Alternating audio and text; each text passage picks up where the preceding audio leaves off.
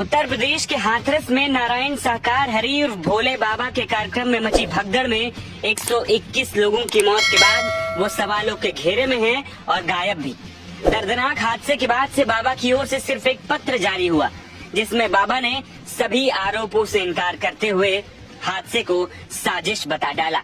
हालांकि हर बीतते दिन के साथ सूरजपाल उर्फ भोला बाबा को लेकर चौंकाने वाले खुलासे हो रहे हैं। इस दौरान उनकी अकूत संपत्ति का भी खुलासा हुआ है। मैनपुरी के बिछुआ में जिस आश्रम में नारायण साकार हरि और भोले बाबा रहते हैं उसकी कीमत करोड़ों में है। अलीगढ़ जीटी रोड पर 21 बीघा जमीन पर बना बाबा का यह आश्रम तमाम सुविधाओं से लैस है। इस आश्रम में बाबा की आलीशान कोठी है, लग्जरी गाड़ियों को रखने के लिए गैरेज सहित आधुनिक सुविधाएं हैं। हमारी पड़ताल में सामने आया कि बाबा का यह आश्रम लगभग 21 बीघे में फैला हुआ है। बाबा को आश्रम के लिए यह जमीन मैनपुरी के ही विनोद बाबू ने दान में दे दी थी। करोड़ों की जमीन पर बने इस आश्रम के चारों तरफ बनी बाउंड्री और सारी सुविधाओं से लैस इस कोठी को बनाने का पैसा कहां से आया, तो इसका जवाब भी आलीशान कोठी के बाहर लगी दानदाताओं की लिस्ट से मिल जाता है। इसके अलावा आश्रम के बाहर बोर्ड पर ही लिखा है कि दान देने वाले इन लोगों को बाबा के साथ रहने और उनके स्वास्थ्य की देखभाल करने की विशेष सुविधा मिली हुई थी। बाबा ने आश्रम के गेट पर 200 बड़े दानदाताओं की एक लिस्ट लगा रखी है।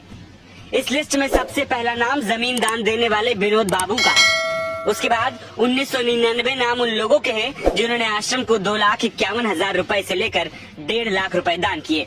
इसके अलावा 1,80,000, 50,000, 25,000, 11,000 और 10,000 दान में दिए जाने वालों की लिस्ट लगी हुई है। लेकिन गौर करने वाली बात यह है कि 10,000 से कम का दान देने वाले दानकर्ताओं की लिस्ट आश्रम के बाहर कहीं नहीं दिखाई देती है। बता दें कि रामकोटी ट्रस्ट के द्वारा चलाए जा रहे मैनपुरी के बिछुआ आश्रम के अलावा भी बाबा नारायण साकार हरि के उत्तर प्रदेश के साथ साथ अन्य राज्यों में भी आश्रम बताए जा रहे हैं।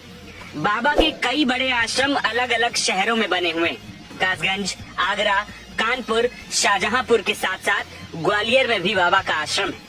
बाबा ने अपनी अकूत संपत्ति को बचाने के लिए भी बेहद शातिर तरीका अपना रखा है।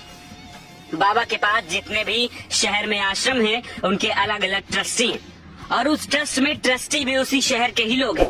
दस्तावेजों में बाबा के ट्रस्ट के नाम पर ही पैसा इकट्ठा करवाया जाता है।